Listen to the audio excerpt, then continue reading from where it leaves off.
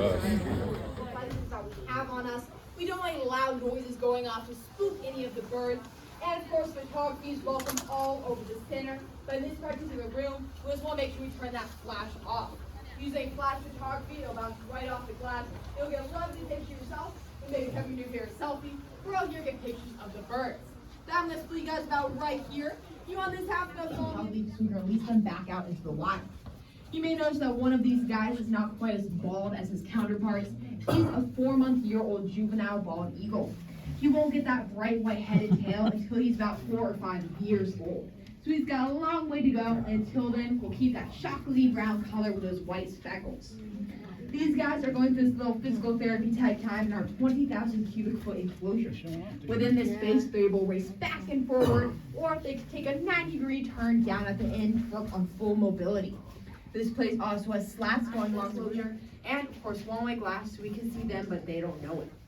All of these features do allow for us to make this room as natural and wild as possible. So when it comes time to release these guys back out into nature, it's a smooth and easy transition for both us and the birds. Within this room, we can monitor that behavior, which is vital because in 1973, these birds were placed on the endangered species list. There are fewer than 400 breeding pairs for the wilds in North America, but through restoration acts, we have been able to raise that number significantly, and in 2007, remove them from that endangered species list. We now have things put in place such as the banning of chemicals like DDT. We have protection plans such as the Migratory Bird Act and the Lacey Act, and overall have seen a skyrocket within their numbers. There are about 400.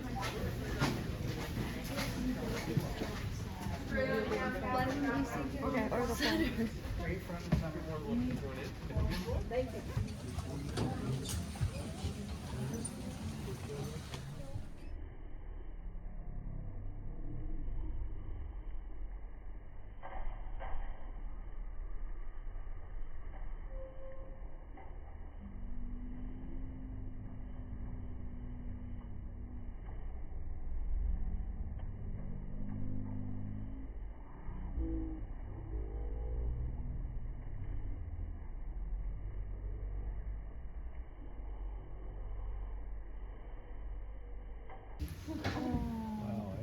So my name is Diana. More importantly though, this is our resident bald eagle, Spirit. So Spirit came to the center in 2016, and when she got here, she looked a lot different than she looks right now. She did not have the white head or the white tail. She was just a really, really dark chocolate brown all over. Even her beak and her eyes were dark, dark brown, almost black. And over the years, we got to watch as Spirit gradually changed, kept gradually growing in more and more feathers each year, and the beak and eyes gradually changed. And last year, Spirit turned 5 years old, and that is when a bald eagle reaches maturity, and they have this adult plumage that you know of seeing bald eagles look like. It's that gradual change that allows us to age a bald eagle for the first 5 years of their lives. So when Spirit arrived in 2016, we knew that she had just hatched and left her nest earlier that year. And the first year for a bald eagle is really hard in the wild. Their parents don't show them much in the way of how to hunt live prey or really survive. They kind of just encourage their fledglings to leave the nest, and then they have to figure it all on their own. So actually the mortality rate for a bald eagle the first year is about 50%. It's hard to be in the wild, and of course catching live prey can be really difficult for a little young, inexperienced eagle. So there's a lot of trial and error involved, and kind of watching other adults, seeing what they're doing with hunting. We believe that Spirit was having a really hard time in her first few months of life, and she probably was looking for some easy prey near a road, because she was found in a ditch on the side of the road. She was really, really skinny. She was bruised up and had some road rash. She was probably, again, trying to catch an easy meal, like roadkill, and was struck by a car. She won't tell us exactly what happened, but that's kind of what we're guessing. She had some injury to her eye, so her left eye, you might notice, is discolored compared to her right eye. And the cornea in that eye is really scratched up. She only has about 80% of her vision in that eye, but a one-eyed eagle can still survive. So we were hopeful for her that we would have her in the flight training center, get her a chance to really hone her flight skills and then release her in the spring when there's a lot more food for her.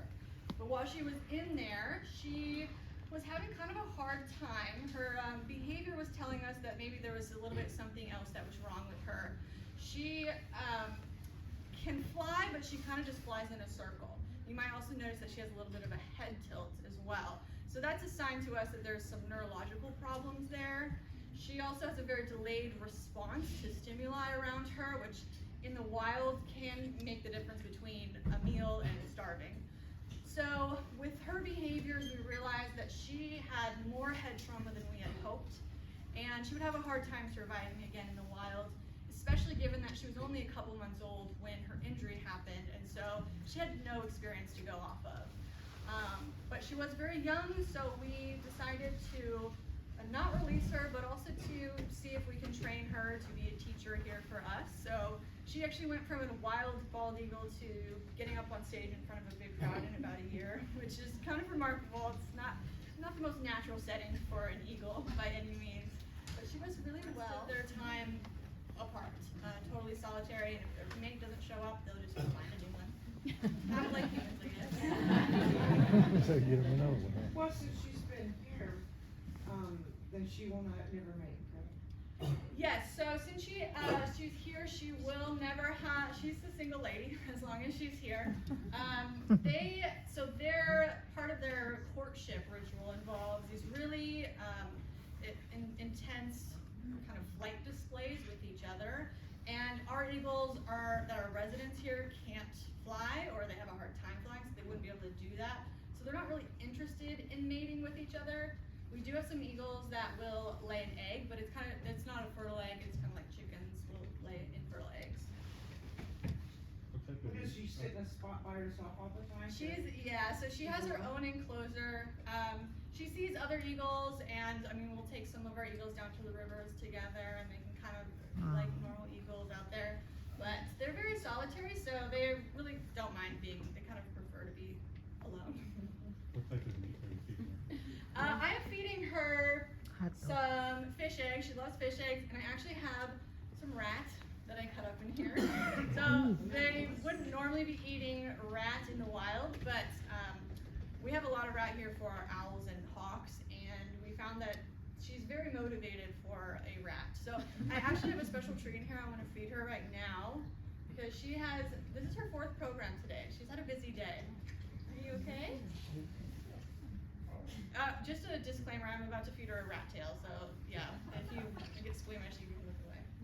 Do you want this? No? You want it? Oh. Here you go, girl. Does she recognize you as her person? She's familiar with me. There you go. She's familiar with me. Like not anyone could just like walk up and pick her up. But it's more of like, we just trust each other. Spirit, I'm always kind of watching her behavior while she's here, and she is kind of indicating maybe she just doesn't really want to be on the stage anymore. So I'm going to actually put her in enclosure right now. I don't want to force her out here. So she will be outside, so you can see her again when you go outside. But thanks for being good audience for us. Thank you. Oh, thank you. Bye-bye, eagle.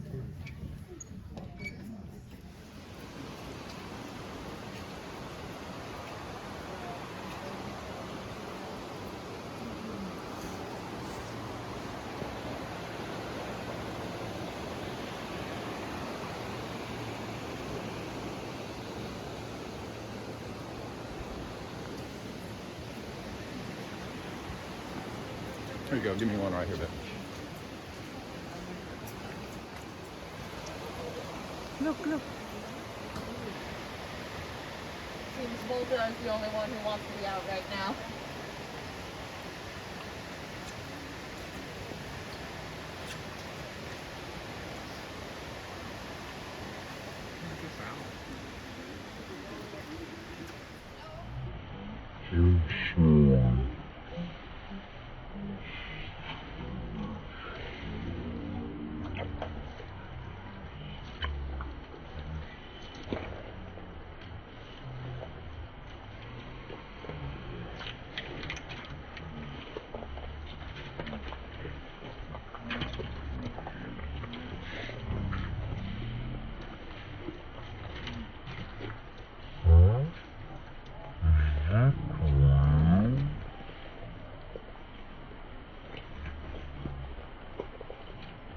Mm-hmm.